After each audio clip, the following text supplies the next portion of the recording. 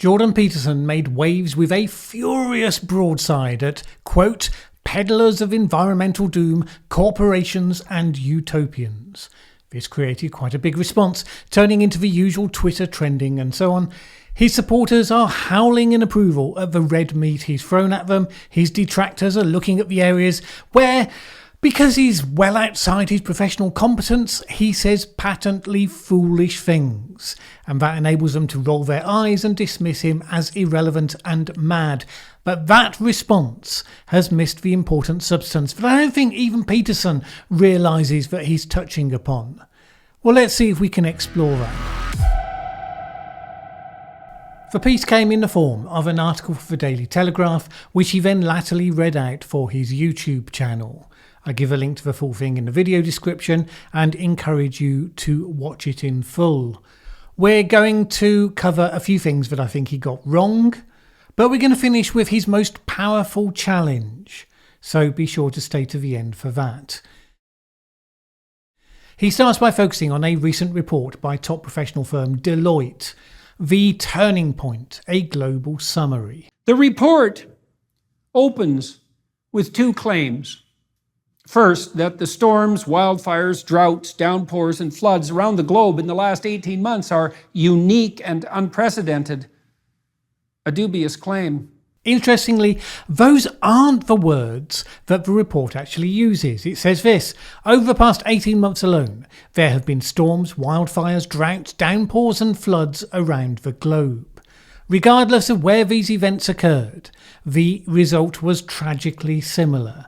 People hurt and lost, homes reduced to rubble, infrastructure destroyed.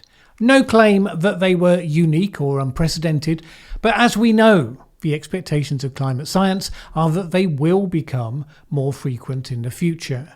So it's just highlighting the mechanism by which cost and harm to people are delivered by climate change, because economic cost is the point of their focus. And that we must modify everyone's behavior moving forward, by hook or by crook, to avoid what would otherwise be the most expensive environmental and social catastrophe in history. Now that doesn't appear anywhere in the Deloitte report. It talks about innovation, a new industrial revolution, business opportunity, which you would expect for a professional firm. So Jordan is not responding to Deloitte per se. He's not giving them the respect of responding to what they actually say. He's projecting onto them membership of an amorphous group that he imagines all think the same. Now that's classic othering, seeing the nuance in your own group, presuming everyone in the out group is the same, and in particular shares the characteristics of the worst examples of that group. Toward the end, he lists all the features he ascribes to the people that he believes he's addressing. You centralizers of power, you worshippers of Gaia, you sacrificers of the wealth and property of others, you would-be planetary saviors, you Machiavellian pretenders and virtue signalers, objecting to power, all the while you gathered around you madly. Well, there's little of that to actually be laid at Deloitte's door on the evidence of this report. So what are they actually saying? One of the things they do is to sign up to the goal of net zero as adopted by increasing numbers of governments worldwide as well as businesses. Now this in itself doesn't go down well with Peterson, and this is what he says about net zero as a target. Net zero emissions by 2050, an utterly preposterous and inexcusable goal, both practically and conceptually. He doesn't explain why. Presumably because he feels it's self-evident. Given the weight of evidence behind climate science, it seems to me you at least have to have the discussion, but not in this case, it seems. The key point of Deloitte's report is that according to their economic model, unchecked climate change could cost the global economy $178 billion between now and 2070. Now that's a sentence that has a could in it, but at least unlike many similar exercises, it does not use the extreme worst case scenario, what's known as RCP 8.5 for its figures. In addition, there would be greater lack of food and water, loss of jobs, reduced standard of living in many parts of the world. On the other hand, if programs to achieve net zero emissions by 2050 are followed, then the result could actually be stronger economic growth. Now, that's obviously an important piece of information, if, of course, you accept the validity of Deloitte's modelling. Peterson doesn't. Who dares deny such facts, stated so mathematically, so precisely, so scientifically? Let's update Mark Twain's famous dictum. There are lies, damned lies, statistics, and computer models. Computer model does not mean data, and even data does not mean fact or real world. Computer model means at best hypotheses posing as mathematical fact. There's a valid point in there about the apparent certainty of hard numbers produced in modelling projections. If Deloitte's message depended on precision in its figures, it would be a devastating argument. But it really doesn't. Unfortunately, Peterson then gives his critics a moment that they can hold up as ridiculous, which makes it easier to then ignore the things he says that actually should be heard. Are these Deloitte models, which are supposed to guide all the important decisions we make about the economic security and opportunity of families and the structures of our civil societies, accurate enough even to give those who employ them any edge whatsoever, say, in predicting the performance of a stock portfolio? No. How do we know? Because if such accurate models existed and were implemented by a company with Deloitte's resources and reach, Deloitte would soon have all the money. Now that is, of course, rather bizarre. A model designed to calculate the economic impact of the expected results of climate change is not designed to predict the performance of the stock market, much less the performance of individual companies. But he uses this argument to frame his conclusion thus. The global economy, let alone the environment, is simply too complex to model. It's an odd position because later on he goes on to profess his faith in the work of Bjorn Lomborg, as he does fairly frequently. Bjorn Lomborg's work has demonstrated that other pressing problems could and should take political and economic priority from the perspective of good done per dollar spent. But Bjorn Lomborg's central message, often repeated by Peterson, that the impact of climate change in the future would only be to reduce GDP by a relatively small amount while society got immeasurably richer in general, that presumption is based on, yes, you guessed it, an economic model. In that case, an economic model that has been criticised for some of the assumptions that feed into it, such as only businesses whose operations take place outdoors will be impacted by climate change. Well, the German businesses who can't get supplies right now because the Rhine is depleted so shipping can't get through it, they, amongst others, would testify that is not true. There are valid challenges to be made of economic models for sure. They have to be done on the detail, not by lazily dismissing or accepting models depending on whether or not you like the results that they give you. Whether Peterson thinks climate change is a trivial problem or a big problem, he does at least frame what he says is his answer to it. The free market is the best model of the environment we can generate. Let me repeat that with a codicil. Not only is the free market the best model of the environment we can generate, it is and will remain the best model that can, in principle, ever be generated, with its widely distributed computations constituting the totality of the choices of 7 billion people. It simply cannot be improved upon, certainly not by presumptuous, power-mad globalist utopians. The free market has undoubtedly transformed the lives of human beings across the world. It's produced near miracles in reducing absolute poverty, even as human populations were doubling. But it's not clear how well Jordan Peterson understands the force that he's championing. For one thing, he goes on, as we'll discuss in a moment, to come out very strongly against the forces of globalisation. And yet the free market has been one of the most persistent globalising forces in the last few decades, leading indeed to the rise of major corporations like Deloitte, amongst many others. And he then says it can't be improved upon. That is a statement of faith, and it's not supported by recent history.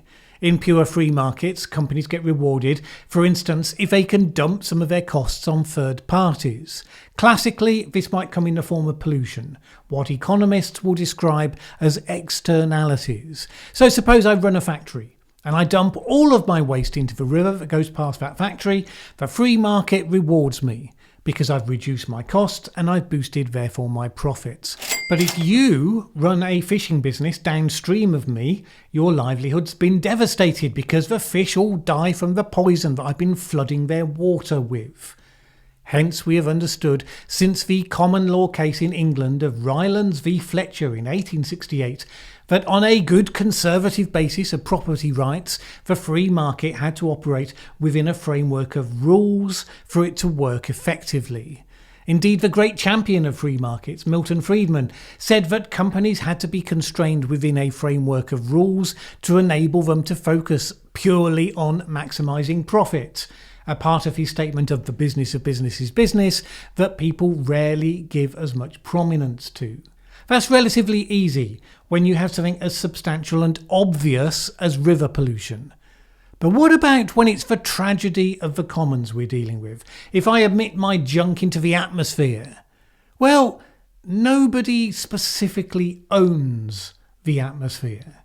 And that becomes a market failure that needs to be addressed. So, of course, the free market is the best for distributing goods and services. Of course, if the alternative, as Jordan apparently fears, is central command and control societies, particularly communist ones, there's no doubt which of those two should be our starting point. Communist societies end up failing on so many areas, including basic freedoms and human rights, largely because they fail to generate sufficient wealth for their people to live. But we have known for decades that now we've achieved a massive scale worldwide as we have as a species, the unfiltered free market is a system with failure built in unless you can deal with the problem of externalities. The fact is that while measures of social progress have all been going up over the last 50 years as the free market and, dare I say it, globalisation have worked their magic, the environmental indicators have, in the meantime, been heading south.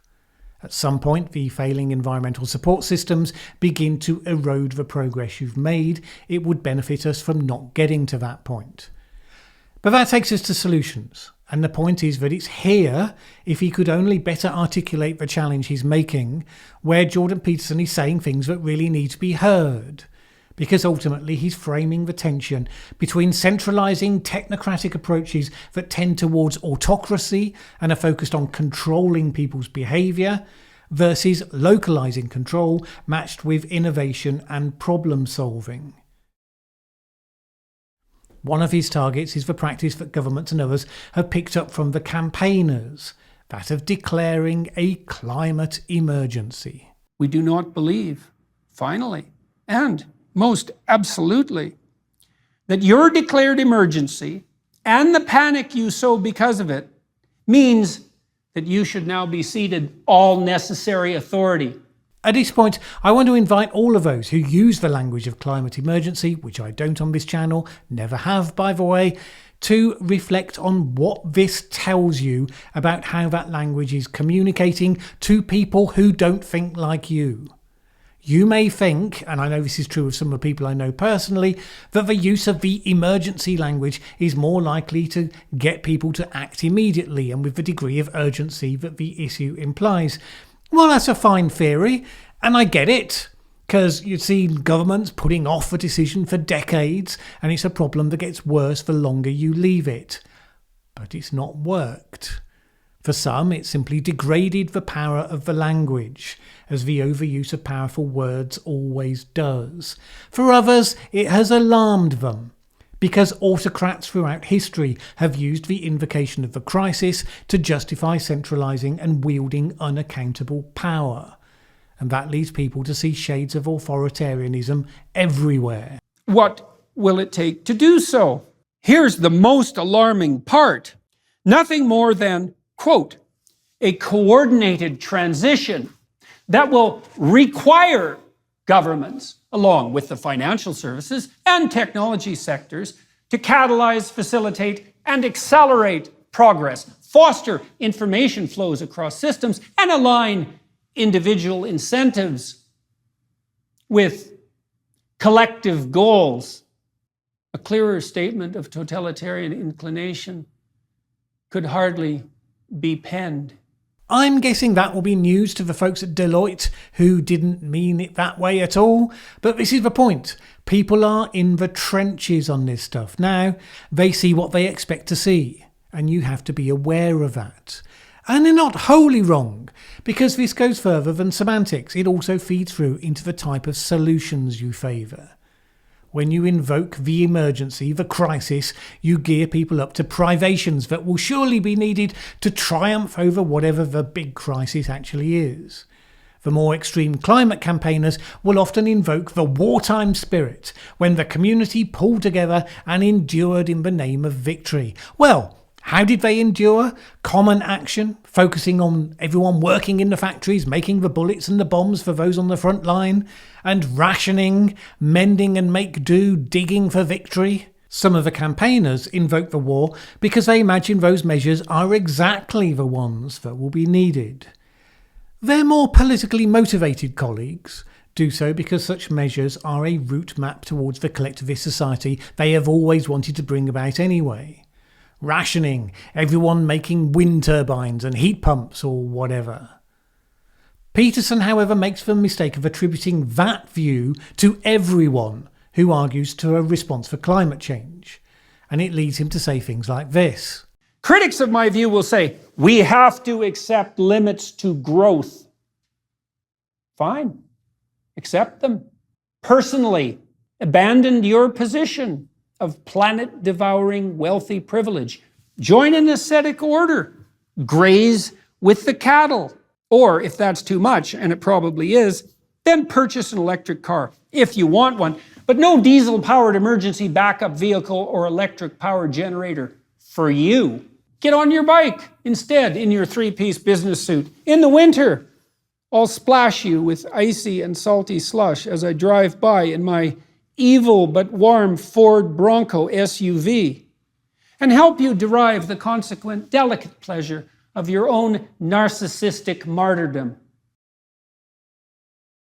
When you look at the detailed vision of the UK's Committee on Climate Change on what it would actually take to get to net zero, the majority focuses on infrastructure, investment, new technologies, the things that you need to put in place to get the systems we currently have working but without creating the emissions.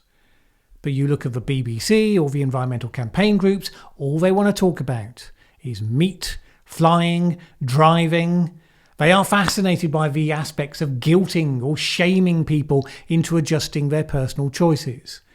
So while I would hope for a more nuanced understanding of someone with the intelligence of Jordan Peterson, it's not surprising if for a lot of people that is how the issue gets defined, because that's how so many of the advocates themselves define it. Consider this. The major shipping company, Maersk, is working on zero emissions shipping. They're a commercial operator, so their solution will have to be price competitive, and it will make a huge difference when they are finally successful. Now, does Jordan Peterson mind them doing that? Well, I doubt it. I mean, I should imagine he's not even aware of it. But when Deloitte is calling for an industrial revolution, it's intoning exactly that kind of miracle of innovation, a key component, remember, of those free markets. Why would not Jordan Peterson be a fan of that? And I don't know, maybe because although I presume he's too canny to fall for the conspiracy theory version of what happens at the World Economic Forum, nevertheless, the vision of it being the Technocratic Overlords Convention looking for ways to bring in one world government, that has rather stuck in the imagination of a lot of people. And it's not as though there aren't some wealthy technocrats thinking that they can solve all the problems so long as everyone does what they tell them to. They are often the same people who built their businesses on the move fast and break stuff principle, which you probably don't want to apply to the climate. But predominantly because he's tapping into the fear that autocratically minded politicians and others will make things a lot worse, with bad policy choices made with arrogant disregard for entirely predictable consequences. And there are, he points out, examples of exactly that. If you're seeking the cause of the Dutch agriculture and fisheries protests, the Canadian trucker convoy, or before that, the rise of the so-called Yellow Jackets in France, the farmer rebellion in India a few years ago, the recent catastrophic collapse of Sri Lanka, or the energy crises in Europe and Australia, you can instruct yourself by the recent pronouncements from Deloitte. While not directly responsible, they offer an insight into the elite groupthink that has triggered these events, into the cabal of centralizing globalist utopians operating in the media, corporate, and government fronts, wielding a nightmarish vision of environmental apocalypse. Now, we could have a discussion about how many of those instances are actually examples of utopian cabals, but with some of them, you can certainly make the case. Now, you might say, well, so what? Name any policy in the world, and you can find examples where it's been badly implemented and gone horribly wrong, including free markets. Yes, but when it does, the people who support such policies will generally call it out as having been done badly. All too often when it comes to climate policy, such responses are considered unhelpful because everyone's in campaign mode. Criticising that seems to be fair game. The problem is that Jordan Peterson has no mechanism whereby his localisers versus the globalisers come out with solutions capable of solving a global problem.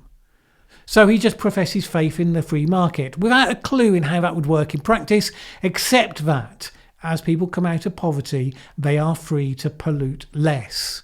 And that's something. But it's arguably not enough.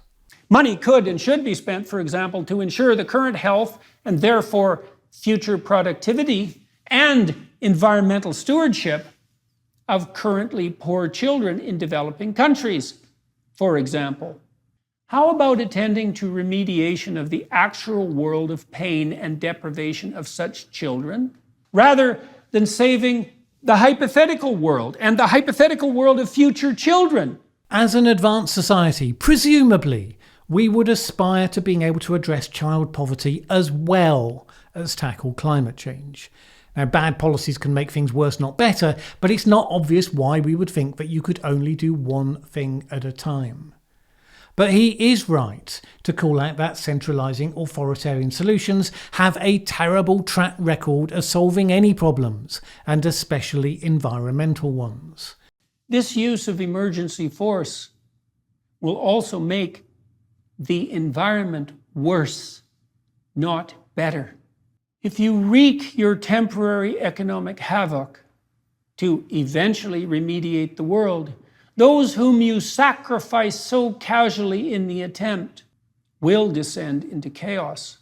In that chaos, they will then, by necessity, turn their attention to matters of immediate survival, and in a manner that will stress and harm the complex ecosystems and economies that can only be maintained with the long-term view that prosperity and nothing else makes possible. Thanks to war in Ukraine, glowing levels of global debt, and the aftermath of the pandemic, we're going to be seeing some of that regardless of climate policies. So it's fair to say you should be working exceptionally hard on an approach to climate policies that don't make poverty worse.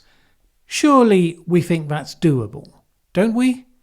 Innovation and human ingenuity has triumphed in the past. When we had all those Malthusian predictions of doom, we avoided them coming true because people took the problem seriously and they innovated, and that provoked A backlash for Luddites who hated the solutions and pushed back against them because they preferred the old ways. Well, the confusion in this contribution from Jordan Peterson is that he intones the cause of free markets and innovation while apparently aligning himself with the Luddites. And he does so with some degree of menace. Leave us alone to prosper or not, as a result of our own choices, as a result of our own actions, in the exercise of our own requisite and irreducible responsibility. Leave us alone, or reap the whirlwind and watch the terrible destruction of what you purport to save in consequence. Some will listen to that and retort that arguing for personal responsibility while apparently refusing to show any is arguing instead for the freedom to harm others. Now, I get that to a point, but I would take it rather differently. So I saw an Extinction Rebellion supporter on Twitter recently saying somewhat dismissively that nuclear power is supported by people who want to solve climate change but keep the world the same as it currently is. Well, yes, the point is that those activists want climate change to be the catalyst for bringing in exactly the sort of utopian transformation that Peterson rails against. Jordan, however, makes a mistake of thinking that that necessarily comes with anyone wanting to tackle this particular problem. And in so doing, he and others on the political right who might associate with him leave a vacuum for exactly those activists to fill with their desired solutions. But yes, there is a legitimate debate between those who believe innovation and technology means we continue to have the society that we currently have, but having solved its most urgent problems, and those who believe in taming our aspirations to alter everything about what it means to be a member of a human society. Now, we can miss that debate and have a stupid one instead, about whether the laws of physics exist, even if they turn out to be inconvenient. Jordan is on the cusp of the former important discussion, but in danger of spiralling down into the latter. But here's the thing. His column and video got huge support from his own audience, and it's an audience segment that is quite mainstream now, not on the fringes. If you decide that must be because they're all stupid, then it's no surprise that you're losing the argument. Because you are losing the argument. I just don't think you've noticed yet. From overwhelming consensus for action on climate change in the UK around 2018, when Theresa May committed to net zero, you have lost ground, not gained it. Ignore that fact at your peril. It's how you end up with Brexit, it's how you end up with Trump, and it's how you end up with whatever comes next to fill their shoes. And it will come. I saw one climate scientist dismiss this discussion with the view that the conversation has moved on. Smart people can be so dumb sometimes. When the people likely to take the White House in 2024 and people almost certain to be influential in the UK government in just a matter of weeks, when those people don't think the conversation has moved on, you better get off your high horse and have a conversation. Thanks for watching this video. If you liked it, please share with anyone else you think would also enjoy it. Word of mouth is really important to us. And if you've not subscribed yet, what are you waiting for? As the saying goes, that subscribe button won't smash itself.